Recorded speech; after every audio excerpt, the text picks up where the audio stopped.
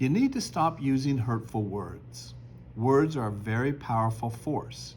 They can either be constructive or they can be destructive.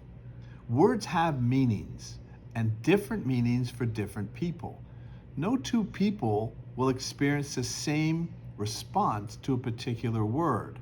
It's really coming from their own set of atmospheric conditions, the way they heard this language when they were younger, perhaps.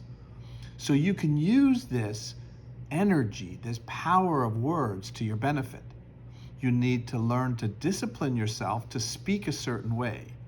Now, you may be currently doing that because of your own experience, maybe coming from your own pain. Someone hurt you earlier in your life, and it's a word that you've learned to use to hurt other people. You may be even copying your parents. Have you ever found yourself saying that that's what my father used to say, that's what my mother used to say? So we sometimes develop these patterns from these previous experiences earlier in our life.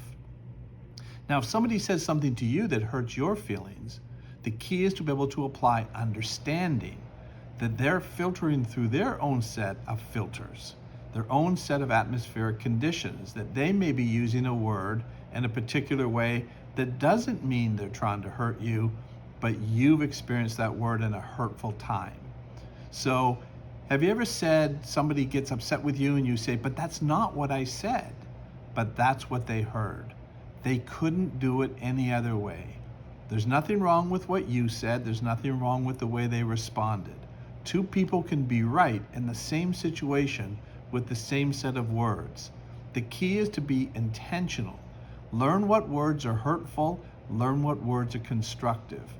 And there it is.